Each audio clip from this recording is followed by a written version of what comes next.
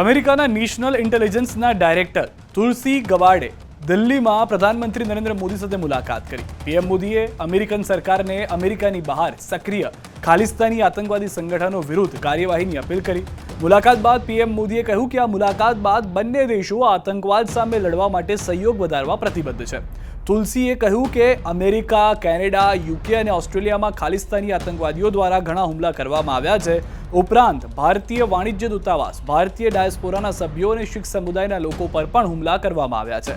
તેમણે જણાવ્યું હતું કે ઇસ્લામિક આતંકવાદે પણ યુનાઇટેડ સ્ટેટ્સ, ભારત અને અન્ય મધ્ય પૂર્વીય દેશોને ઘેરી લીધા છે અને વડાપ્રધાન મોદી અને રાષ્ટ્રપતિ ટ્રમ્પ તેને ડામવા માટે સાથે મળીને કામ કરી રહ્યા છે। You know, President Trump, through his first administration in the presidency, and it continues now, has been very clear about his commitment to defeating this threat of Islamist terrorism that has unfortunately plagued us, has and continues to pose a direct threat to the American people. But we see how it's been impacting people here in India, in Bangladesh, currently ongoing in Syria, Israel, and different countries in the Middle East. So this is a threat that I know Prime Minister Modi also takes seriously, and one where the leaders of our two countries will work together to try to identify and defeat that threat. આતંકવાદને ડામવાના તેમના દ્રઢ વિચાર પાછળની પ્રેરણા વિશે વાત કરતા તુલસીએ જણાવ્યું કે ભગવાન કૃષ્ણ અને ભગવદ્ ગીતાનો ઉલ્લેખ કર્યો।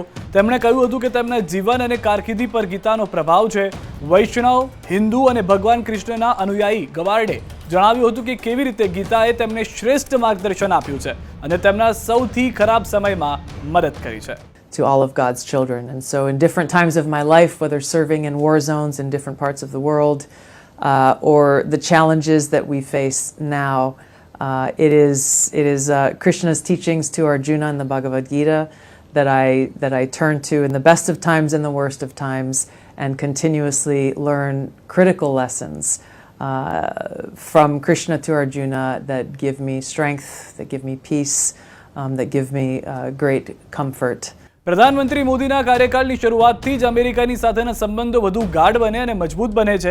ત્યારે હવે ભારત અને અમેરિકા વચ્ચે ભવિષ્યના વ્યાપારિક સંબંધોને લઈને પણ તુલસીએ જણાવ્યું હતું કે રાષ્ટ્રપતિ ટ્રમ્પ અને પીએમ મોદી બંને સારા મિત્રો છે અને બંનેના એક જ ગોલ છે કે પોતાના દેશના લોકોનું હિત શેમાં છે તેના પર ભાર આપવો। એ માટે બંને નેતાઓ તેમના દેશના સારા અર્થતંત્ર માટેનું નિવારણ શોધી રહ્યા છે।